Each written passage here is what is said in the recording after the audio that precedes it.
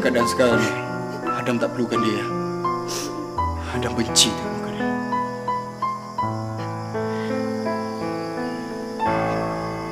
Malam ni aku ceraikan kau dengan talak satu. Kau bukan lagi isteriku.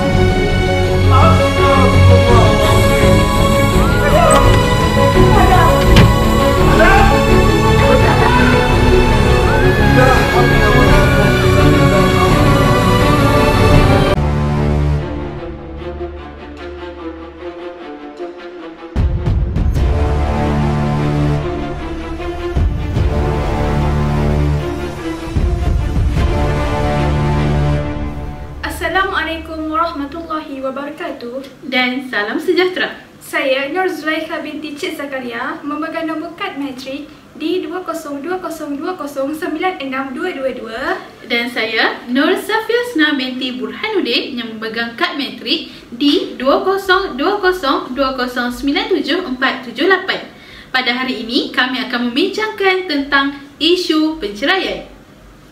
Penceraian ialah perihal atau kejadian bercerai antara suami isteri. Penceraian bermaksud menamatkan hubungan perkahwinan sama ada dengan pilihan suami atau dengan keputusan qadi. Penceraian dari segi bahasa bermaksud berpisah. Dari segi istilah pula bermaksud keruntuhan hubungan perkahwinan dan terputusnya hubungan suami isteri dengan bersebar. Penceraian melibatkan kerosakan hubungan silaturahim antara dua keluarga, anak-anak, mahkamah dan masyarakat. Ia bukan sesuatu yang manis tetapi sangat pahit dan perit bagi mereka yang melaluinya. Konsep penceraian menurut perspektif Islam, penceraian dalam bahasa Arab disebut sebagai talak. Talak menurut bahasa artinya melepaskan atau meleraikan ikatan. Manakala menurut syarak pula bererti meleraikan hubungan pernikahan dengan lafaz talak dan seumpamanya. Sebahagian ulama fiqh pula mendefinisikan talak sebagai sesuatu perkara yang boleh membubarkan ikatan pernikahan sama ada pada waktu itu atau pada waktu akan datang dengan lafaz yang tertentu atau seumpamanya. Seterusnya ialah faktor atau punca berlakunya kes isu penceraian.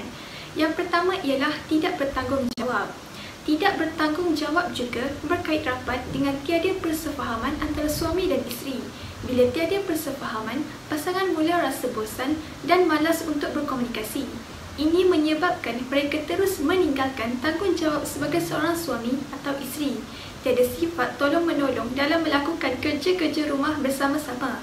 Penjagaan anak diserahkan 100% kepada isteri, sedangkan ia adalah tanggungjawab bersama. Apabila berlakunya jurang yang besar dalam pembahagian urusan rumah tangga, isteri akan merasa terbeban dan stres dengan kehidupan alam pekerjaan dan keadaan dalam rumah sendiri. Seterusnya, punca atau faktor yang kedua atau yang terakhir iaitu enggan dimadukan. Apa salahnya jika suami ingin berkahwin lain? Ramai isteri yang tidak mahu dimadukan dan rela diceraikan. Tidak ada kajian khusus yang dilakukan setakat ini kenapa isteri enggan dimadukan. Daripada sumber-sumber tidak rasmi dan sekadar perbualan mulut, ramai isteri yang tidak mahu berkongsi suami kerana tidak mahu suami celup sana, celup sini. Nampak agak lucah, tapi itulah kebenarannya. Isteri hanya cuma mahukan suami di sisi untuk melayan mereka secara eksklusif, bukan dengan perempuan lain ataupun berstatus halal. Seterusnya, kita akan beralih kepada kesan isu penceraian yang terbahagi kepada dua, iaitu kesan terhadap ibu bapa dan kesan terhadap anak-anak. Yang pertama adalah kesan terhadap ibu bapa. Jika berlaku perpisahan, kehidupan sosial seseorang itu juga mengalami kepincangan. Berbagai permasalahan yang berhubung dengan pergaulan interaksi sesama manusia akan mengakibatkan kesan-kesan yang negatif dalam kehidupan pasangan tersebut. Sebagai contoh, pasangan akan dipandang sinis oleh masyarakat dengan gelaran yang mereka memiliki title janda atau duda. Berbagai pertanyaan dan soalan yang perlu dihadapi dari kaum kerabatnya. Pasangan juga terpaksa mendapatkan bantuan dan pertolongan dari keluarga dan saudara mara dalam hal penjagaan anak. Kesan yang kedua ialah kesan terhadap anak-anak. Anak-anak mudah terpengaruh dengan gejala yang tidak sihat seperti merokok, melepak dan ponteng sekolah. Pergaulan bebas boleh terjadi jika anak-anak merasa sunyi tanpa kasih sayang dan belayan ibu bapanya. Apabila pergaulan bebas terjadi, ini akan meningkatkan masalah lain seperti seks bebas, rogol, anak luar nikah dan kes pembuangan bayi. Oleh itu, anak lebih suka mencari keseronokan di luar bersama kawan yang senasib dengannya. Kita beralih pula kepada langkah dalam menangani isu penceraian. Langkah yang pertama ialah elakkan menyalahi antara satu sama lain, antara suami dan isteri. Salah satu langkah yang paling penting untuk menyelesaikan penceraian anda dengan aman adalah dengan melihat kembali setiap perkara yang berlaku dan mengakui kesilapan anda semasa dalam perkahwinan tersebut. Apabila kedua-dua pasangan mengakui kesilapan mereka sendiri dan bertanggungjawab atas perbuatan mereka, mereka akan kurang menyalahkan antara satu sama lain dan dapat berkomunikasi dengan lebih terbuka dan jujur.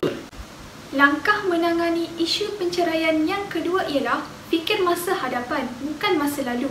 Keputusan yang anda buat sekarang akan memberi kesan kepada anda dan anak-anak anda untuk tahun-tahun yang akan datang.